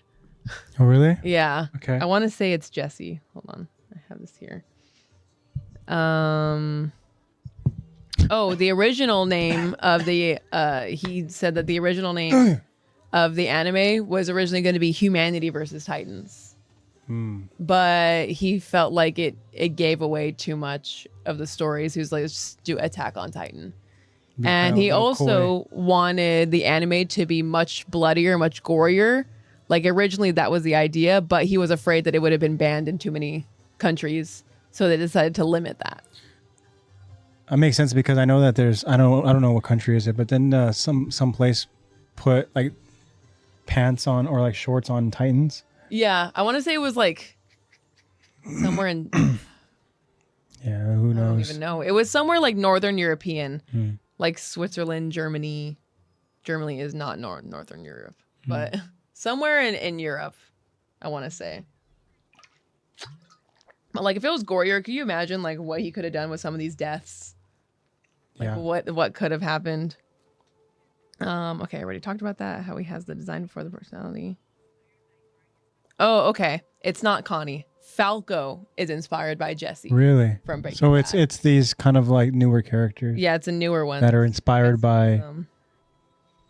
And then he also talked about how Aaron's voice actor, talking about the Japanese voice actor, helped Isayama to determine like Aaron's morals. Like, he said that he's never seen Aaron as a villain because the voice actor, like, he feels like the voice actor just gives him too much of a heroic, like, such a sincere, nice, like, main character voice, that because of that voice, he's never seen Aaron as like a villain, as evil.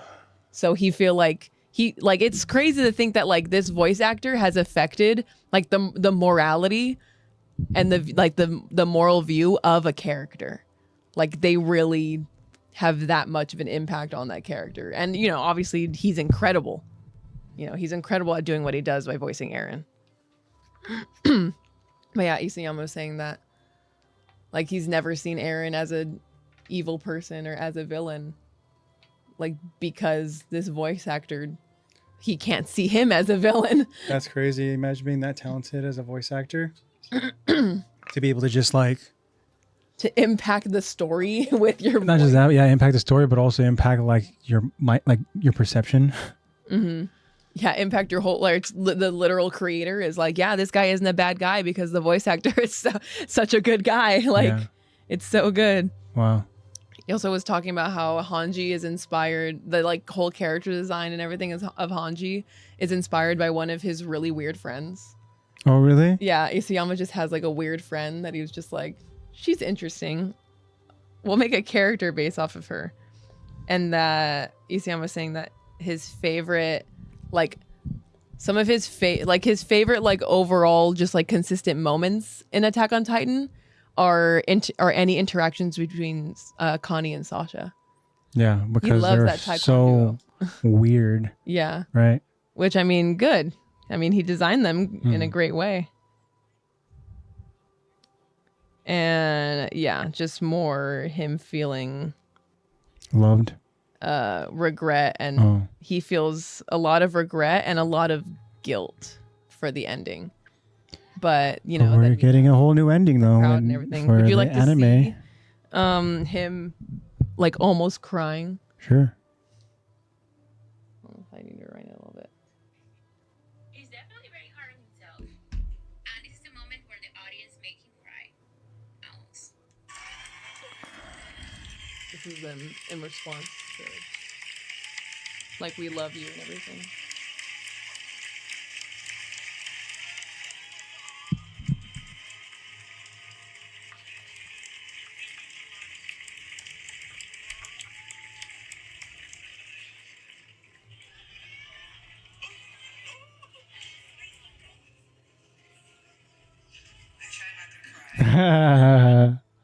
He like admits it. I'm trying not to cry.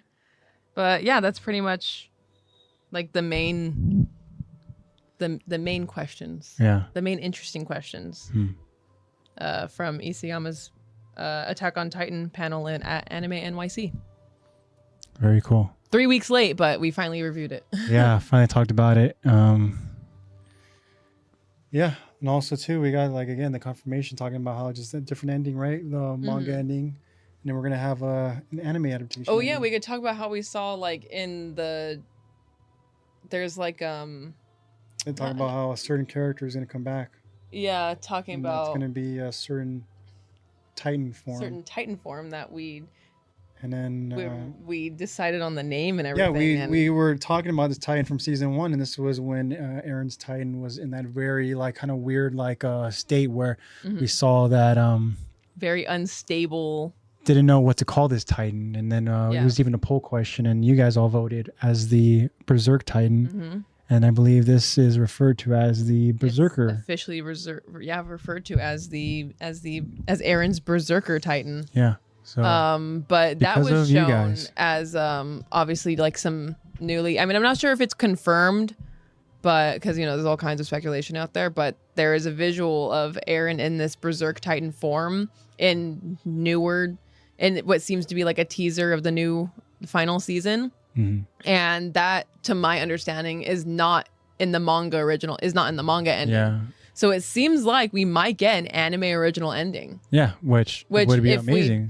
Regardless, when Attack on Titan ends, I'm gonna read the ending of the manga. Like I want to know what different endings was going on, and we can all discuss it and everything. But yeah, having an having an anime original ending is gonna be exciting for everyone. I'm just thinking about how spoiled us AOT fans are. Yeah, no, we get all these endings. That's so crazy. I mean, it's just very sad of how it came about like I can't help but think of like Isayama being so hard on himself and being like, let's do this whole new thing. But also like, I'm also thinking about like Mappa for being like, here you go. There's not really a whole lot of reference art for this final ending for you to animate. You don't think that here's some new reference art? You don't think that Isayama is essentially still orchestrating it by providing them with maybe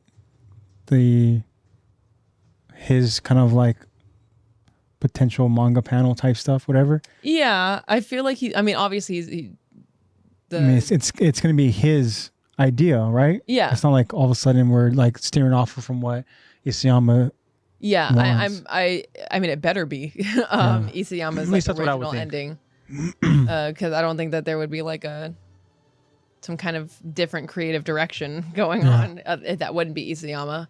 Like Isayama he does like his base drawings and everything for it too, but I don't know if Attack on Titan is Isayama's drawing or if I don't think it is. I think I don't know who the illustrator is actually. It might actually be Isayama who does the illustration and the story. And he's just going to have to provide both new story and new illustration for Mappa to then beautifully animate, because Mappa's been doing a really good job with Chainsaw Man so far. Like really, really cool visuals in that anime. If you guys haven't seen it yet, guys, watch Chainsaw Man. New episodes every Wednesday. There are only like 9 episodes in right now. So, but anyways, just a lot of respect for Mappa and a lot of respect and admiration for Isayama, of course. Yep. Oh yeah, for sure. All right. Well, thank you for that, Lex. Of course. here to bring you the Attack on Titan news. What's going on? All right. Well, I'll be honest. I don't know if it's still that COVID fog and all that, but I'm feeling kind of exhausted. Yeah. That's me all the time. So I'm ready to go ahead and close out this episode. Yeah, I'm ready. Alrighty, guys. Well, that wraps up another episode of Attack to Talk podcast. This was season 2, episode 11. Glad to be back. Part 1 of our breakdown and discussion. We are very glad to be back. Sorry, guys. I'm still feeling a little out of it. As you can tell, the voice is still a little shaky. We knew this was going to be a challenge this episode, but I feel like we did good. Didn't do great, but we did good. So I feel like once we start getting to our usual We're putting something out there. Yeah, we'll only be getting better. But yeah, it was fun to be back, guys. We missed you guys so much. And you guys remember, new episodes will be streamed live on Sundays, and we will update you guys on the times. And if there happens to be a different day, you guys know to get your updates over on Instagram at Attack to Talk Podcast. If you guys are not following us, please follow us. That's where you guys will get all your updates. We also post the different poll questions that we have and where we get the results from you guys. And it's something that we're always excited about. Love the interaction with you guys. Oh yeah, for sure. And if you guys plan on watching the episode at a later time, the episodes will be published on Fridays, and you guys can watch them on Spotify. You guys can watch them on YouTube. You guys can listen to them on Apple. Click the link tree on the Instagram profile, and that will show you all the many platforms that we have. So yeah, guys, make sure you guys are always up to date, and we will do our best to go ahead and update you guys in a timely manner. There's times where we're still trying to figure out on kind of when we want to do things and stuff. Yeah. It's kind of just a free-flowing thing. Thank you for being flexible with our changing schedules. Yeah, and yeah, guys. So again, always stay updated at Attack to Talk Podcast on Instagram. Of course, we want to shout out our editor, NatePlaysBad. Thank you so much, Nate. We know that you had a nice break as we have been off these 2 weeks, and we're back, and we always appreciate your hard work, my friend. Thank you so much again for everything that you do for the podcast, and make sure you guys go ahead and support him as well. Make sure you guys go ahead and check out his Twitch channel, check out his YouTube channel. It is both under NatePlaysBad, and yeah, guys, just spread the love, and make sure you guys let him know that we appreciate him for all that he does for us here at the podcast. So thank you for everything, Nate. And then let's talk about some merch. I do want to say that I know that AnimeCrunch, so one thing I realized is that with the link in our link tree, I believe it is, maybe the link's not good anymore. So if you guys have been trying to do that and it has been sending you, and the link hasn't been working, then we're sorry. But I think you guys can go ahead and get all your information on their Instagram. And their Instagram is AnimeCrunch 24. That is anime, and then the word crunch with 2 H's. Okay, and then 24. So that is anime, ANIME, crunch, CRUNCHH 24. Go to their Instagram. I believe they will have a link available for you guys to use. We will try to fix our issue eventually. We'll figure it out. But yeah, so if you guys have been trying to use that link, trying to look for any kind of merch and stuff, the holidays are coming very close. They're right around the corner. So we apologize if the link is not usable for you guys. But go to their Instagram. Go ahead and follow them. And so you guys can always stay up to date. I know that AnimeCrunch, they're still constantly posting. So they are still there. Also, you guys can find them at their separate, or say their second Instagram account, which is at Geeky Statues, and that's how you would absolutely spell it. All one word, Geeky Statues. Go check that out as well to see all the other merch that they have available. Also, we have on our in our link tree, we've checked this link does work, and it is the link for Fandomion. And again, as you click that link, it'll give you a 10% discount code for you guys to use, and that promo code is LEX. LEX. Actually, good news. Yeah. They just raised my discount to 15% off now. All right, cool. We're slowly but surely getting there. Just in time for the holidays for you guys to go ahead and get your holiday stuff, get all kinds of pop culture merch that you want to get for your friends and family, or even just for yourself. And check it out, guys. Yeah, now it's 15% off. So Yeah, just do me a favor. Just go ahead and click that link in our link tree for Fandomion and just do a little browse, guys. I mean, I know you guys don't have to necessarily go ahead and buy anything, but you never know. If you guys go ahead and glance at all the many different options that they have. At least just take a good browse for me. Yeah, I mean, you never know. And you might see something that you guys like. And guess what? There's a discount code for you guys to use. And again, that is discount code LEX, LEX. So you guys can get 15% off of your purchase. Mm-hmm. So yeah, thank you so much, Lex, for the update. And Fandomion, thank you so much. All right. And so let's go and talk about some art.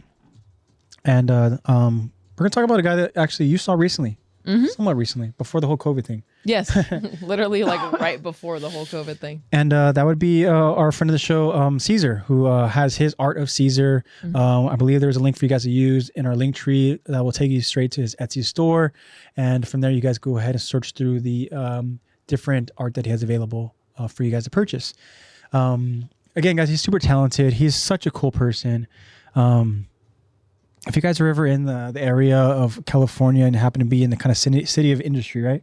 Happen to be in that area, guys, go to the what's the Frank and Sons Collectors and something else. Yeah, so Frank and Sons. But it's called, just look up Frank and Sons. Frank and Sons. And it is a absolutely crazy place where you can find. It's towards the front. When you walk in front on the right, you'll see the art. Yeah, you'll see the art. But yeah, it's such a cool place, guys. If you happen to be in that area, I would definitely highly recommend that you go ahead and you visit. It's going to be very crowded, as it usually is. Parking can be very difficult, but just stay the course. Because once you guys make it in, it's amazing. Yeah. There's so many collectible items for you guys to go ahead and search at. Hours. There's so much stuff there, guys. I mean, it's just so much stuff. It's really cool. It's just an assortment of different little shops for you guys to go ahead and browse and see. And our friend of the show, Caesar, has his own little spot there with his buddy Nick.